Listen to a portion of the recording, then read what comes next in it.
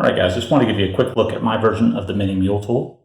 I made it out of 6-gauge copper wire and I added a little bit of heat shrink tubing for grip. Here's a comparison to a ruler for a sense of scale. It's pretty compact. I use this to get through privacy latches or door chains. Let me show you how I do it.